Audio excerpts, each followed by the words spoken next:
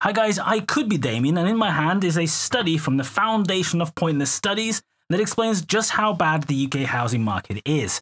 I like to print stuff out so that you know I definitely read it, and today I'm teaming up with Sasha Yanshin. Hi guys, it's Sasha. The housing market is broken and both renters and homeowners are struggling under the burden of maintaining a roof over their head. This is a problem 50 years in the making, and today, me and Damien, wherever he is, will explore how we got here. At the same time, on my channel as well, we are dropping a video on how to fix this mess, and I'll link to that at the end. Right, where do we start? It begins, of course, with a house. You might recognise this style, as this sort of home was built during the biggest expansion of housing stock in the last 100 years. There'll be plenty of room in the new house for everyone. Post-World War II, the UK housing stock was understandably in terrible condition, so the UK got to building. From the dust of London arises only new life. Large-scale social housing projects saw millions of homes constructed between 1950 and 1960. But ever since that point, house building has been in significant decline, and here is Damien in a bath to explain why that is a problem. You see, it wouldn't be a problem if the number of new homes being built fell, if demand for new homes was also falling.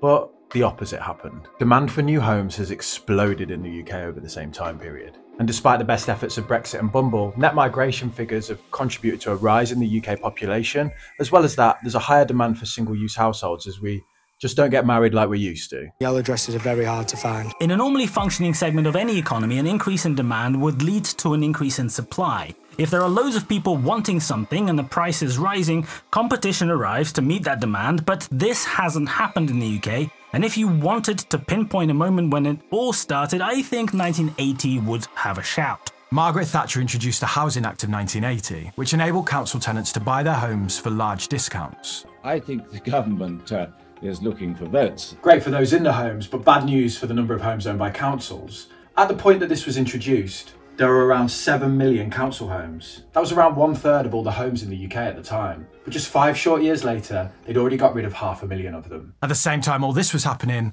Margaret Thatcher was up to something else. Naughty, naughty. Sweeping deregulation of the UK finance sector in what would come to be described as the Big Bang transformed the future of the UK, but also the competitive landscape for lending. It became easier to get a mortgage, and as we have seen multiple times throughout history, lenders ignored any common sense checks like, can you even afford to pay for this thing, in favour of expanding their loan book. You know, I just leave the income section blank if I want. This period saw house prices grow significantly, with the average house price going from about 20 to 60k in a decade. But house price growth in the UK hasn't been a straight line up.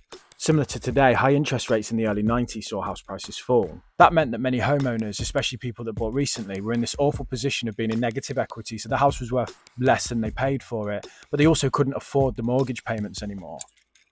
But they were spending a much lower proportion of their monthly income compared to people today in order to keep a roof over their head. And I know the boomers will be in the comments section because they paid 69% interest back in their day and they made it. So we are sissies because we're worrying about paying just 7%, and people had manners back then in the day and they respected their elders and the children played in the streets and it was safe and basically everything was better and nobody had avocado toast.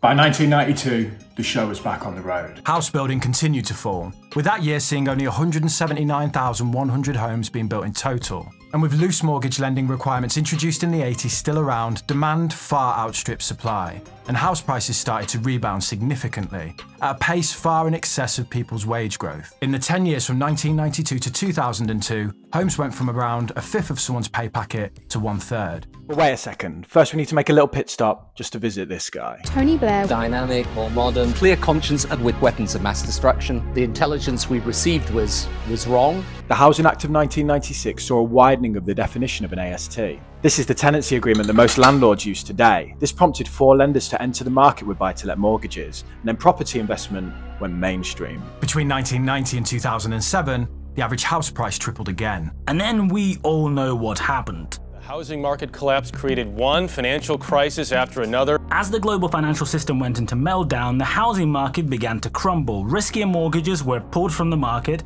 meaning access to borrowing that fueled the rise in prices was taken off the shelf. For the first time in decades, the percentage of owner-occupier homes began to fall. Enter the Bank of England, who came along to save the day, slashing interest rates down to record lows, essentially catching the housing market as it fell, and throwing fuel on the fire that is house price growth. In this paper from 2019 that I totally read, honestly, I don't know where the f he gets all of these papers from. It shows that the rise in house prices relative to incomes between 1985 and 2018 can be more than accounted for by the substantial decline in the real risk-free interest rate observed over the period. Basically, since the 90s, most of the house price growth is a result of the fact real interest rates, that's the Bank of England base rate minus the rate of inflation, have been falling, and dropping rates to zero meant in real terms they went negative. These persistent declines in real rates, coupled with decades of missing building targets, pushed the housing market to unthinkable valuations and levels of affordability. It was at this point really that we missed an opportunity to sort this mess out. We could have used record low interest rates to borrow money to replenish the social housing stock that we got rid of in the 80s or 90s. Or the Bank of England could have used the last decade to creep rates up, slowly bringing us back to normal rates. Politicians had absolutely no interest in stopping the music and let the party go on because it kept them in power. Help to Buy's introduction in 2013 was the starting point of a trend of political policies designed to supplement demand, giving first-time buyers the impression it's easier to get on the ladder, while also appeasing homeowners by not reducing prices. That's why we introduced Help to Buy. Throw in stamp duty relief in the pandemic and the LISA. More demand, less supply, house prices continue to go up. The bank affordability checks did not assess what would happen if your mortgage payment suddenly doubled. Because if they did that, nobody would be able to qualify for a mortgage. So do applicants ever get rejected? The houses that were a risk-free asset that would make you rich in retirement suddenly cost 3 times as much to heat, twice as much to repair, and twice as much in mortgage interest. The asset that was literally safe as houses, the safe bet where everyone, of course, should put most of their money, has suddenly stopped being an asset and switched to being the biggest liability. As mortgage rates are exploding, millions of people who hoped their house would fund their lifestyle when they're old are on the brink of going bankrupt because of that same house. Because house was supposed to be a safe investment. And here we are today staring at an absolute show because slowly but surely houses have gone from something that we live in to the country's main speculative investment. We used to buy a home and invest in our business, and now we invest in our homes and work for someone else's business. This obsession with the on-paper value of our homes has contributed to the stagnation and malaise of the UK economy. And now the housing market is buckling due to years of undersupply and an affordability crisis. We need to fix this issue once and for all, and in this video, we say how. Right, mate, I'm ready to make the video. Just remember, please don't swear and try not to offend the boomers. This gave me horrendous heartburn. Oh my God. They were f***ed.